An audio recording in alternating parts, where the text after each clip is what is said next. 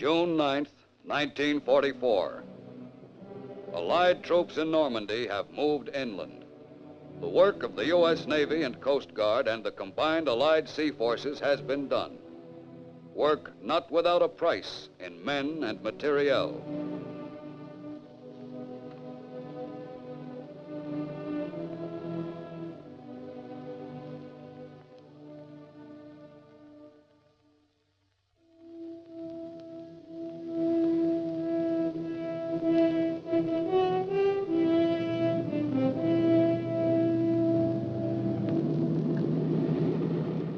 It all began many months earlier. In Chesapeake Bay and other sections of the American coast, untested sailors and soldiers learned the task of getting from ship to shore. But that time, the shore was a friendly one.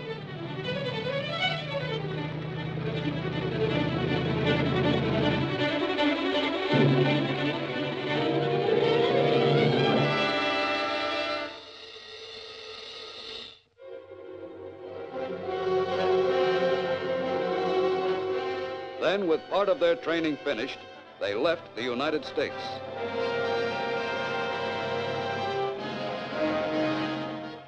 Late in the winter and all through the spring, the great convoys moved eastward across the Atlantic. Aboard all the transports, life was the same. The troops relaxed and waited for the voyage to end.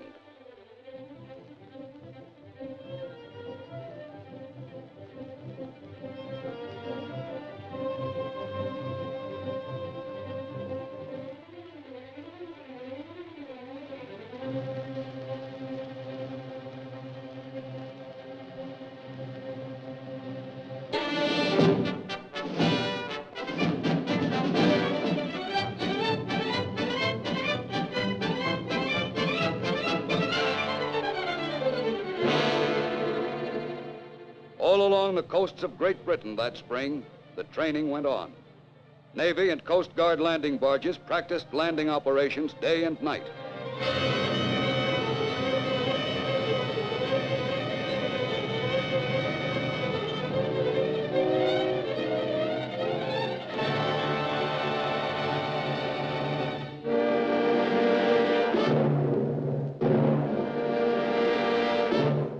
Meanwhile, the larger landing craft, LSTs and LCIs, carried on their maneuvers, learning to land at a given spot at a certain time.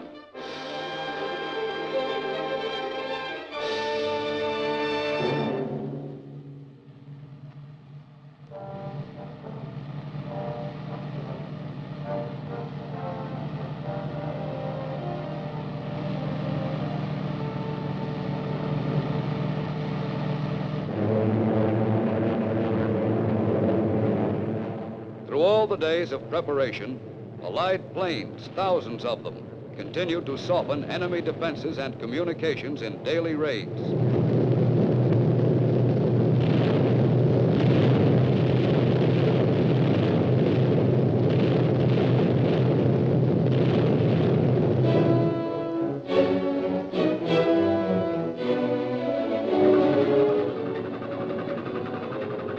Off the southern coast of England, thousands of ships from all Allied nations are preparing for the invasion signal.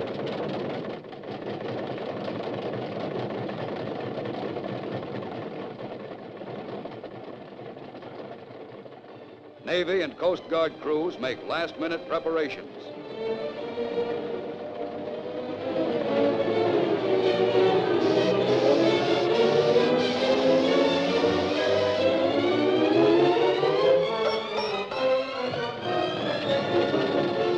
When the K-rations come aboard, everyone knows that D-Day is drawing near.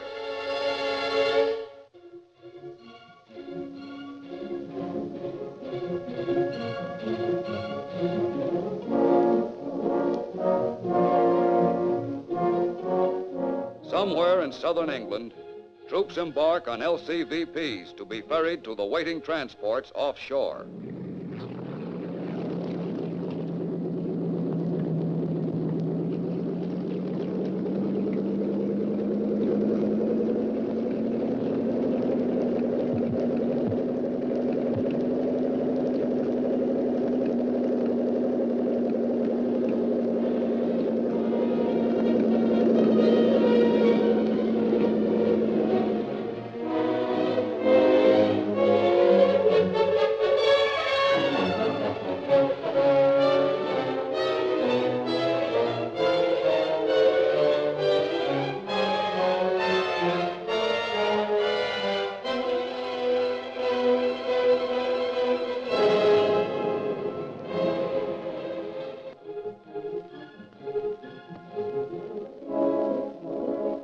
June 5th. The LCIs are loaded.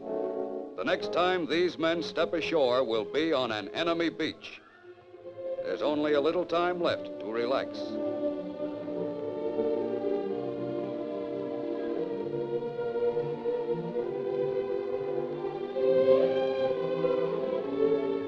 And the bombing attacks of the Air Force are intensified.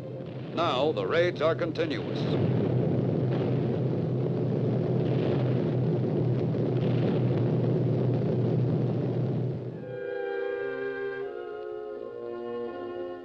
At ports of embarkation, the troops prepare themselves for their greatest battle.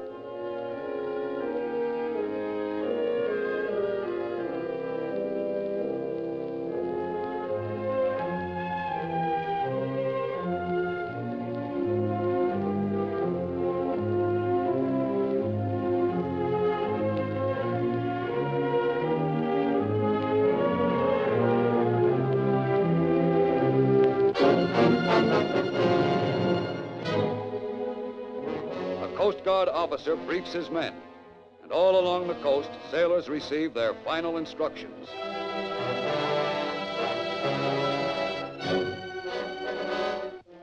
At last, the ships leave the coastal waters and move out into the channel.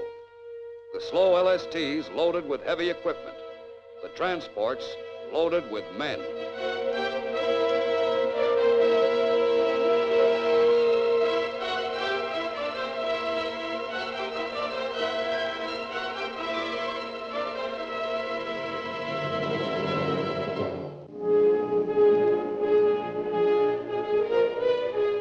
Fast warships screen the mighty invasion fleet from enemy raiders.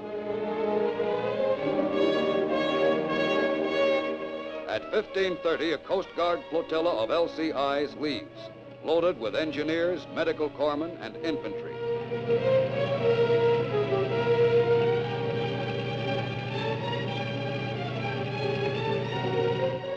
D-Day approaches, and the ships are in their assigned positions.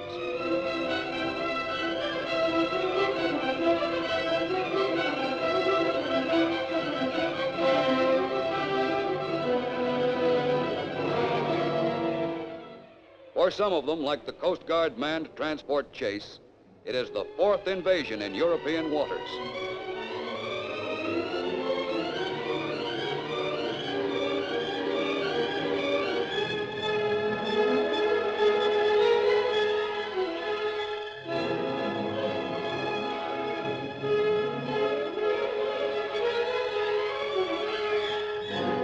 The only planes overhead are friendly.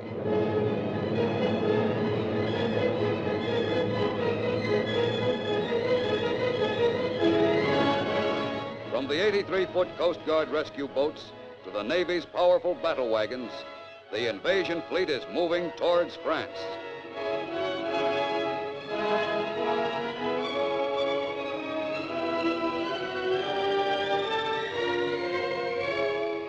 And below decks, officers study the maps that mark the invasion beachheads on the coast of Normandy.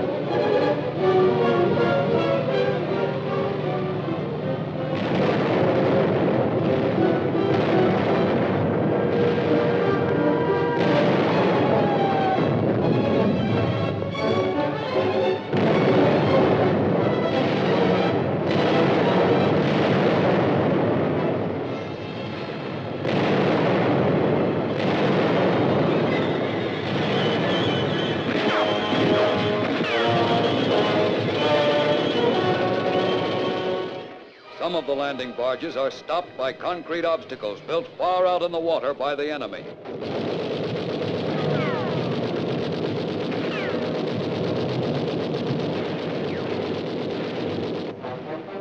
Offshore, the larger landing craft approach the beachhead slowly.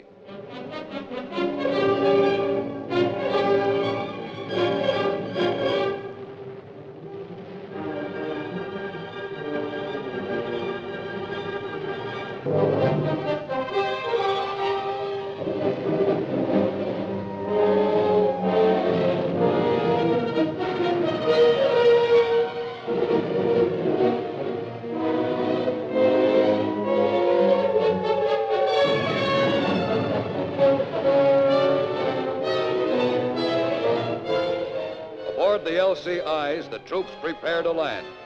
The beach is still empty, and the crossfire of German guns still rakes the shore.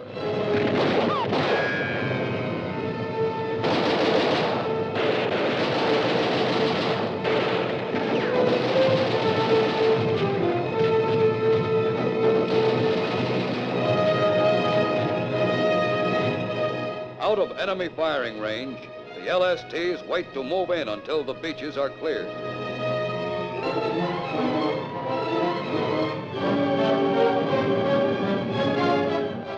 The arrival of motorized equipment marks the end of the first phase of the landing.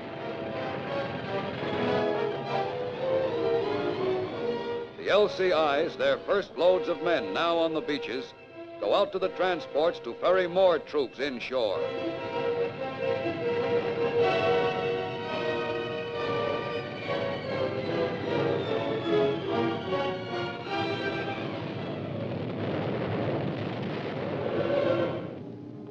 Still waiting beyond gun range, the LSTs unload supplies on smaller LCTs. Heavier equipment is transferred to giant rhino ferries, flat-bottomed barges that will land it ashore. And reinforcements arrive, thousands of men.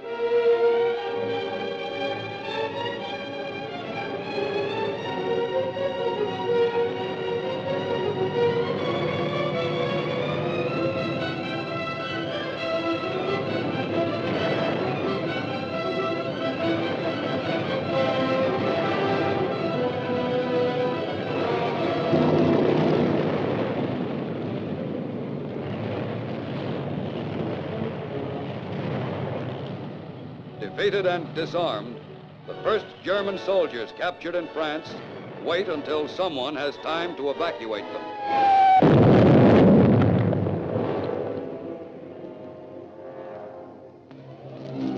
Out in the channel, the rescue boats of the Coast Guard are looking for survivors and aiding damaged vessels.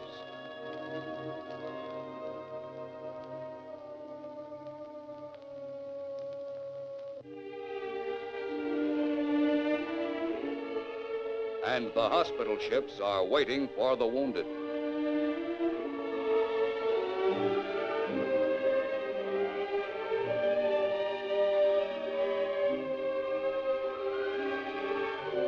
From a damaged Coast Guard LCI, a wounded man is transferred to another ship. The life-saving blood plasma goes with him.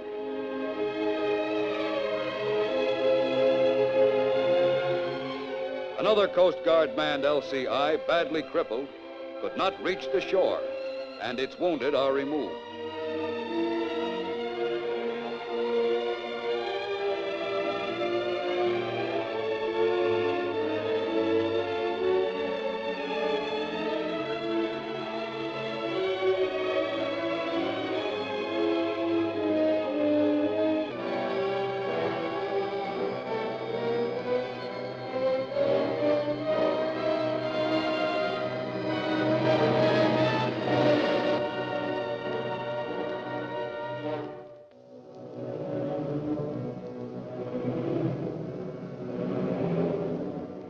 The beach is firmly in Allied hands now, and the vast extent of the operation is visible. Silent evidence of the fierce battle is apparent everywhere.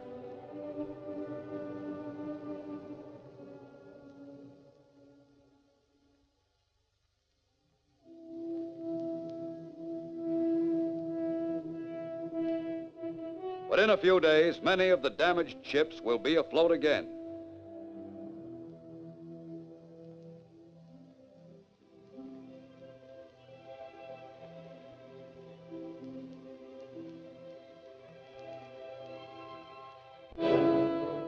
Now, more and more troops move inland to push the enemy back.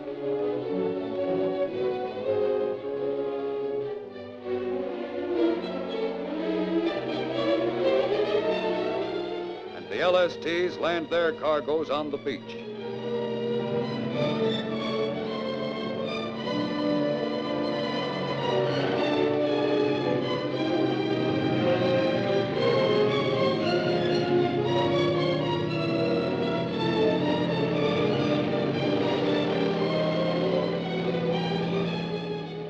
Barges built especially for the Normandy operations are left on the shore to be unloaded.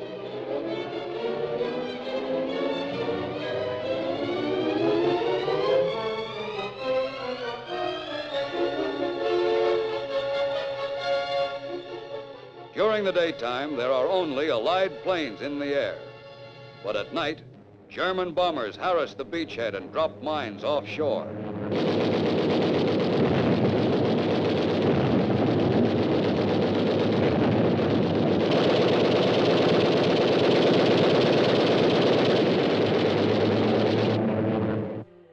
Out of sunken block ships, artificial harbors have been built. Until a port is won from the enemy, these must handle all Allied shipping. Bad weather came after the fighting on the beaches was over.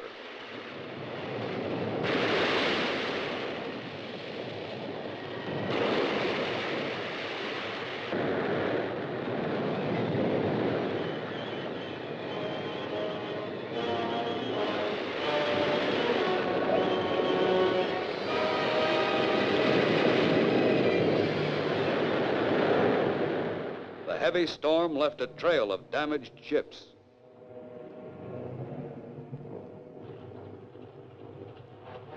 Once again, the landing barges moved out into the channel, this time loaded with German prisoners.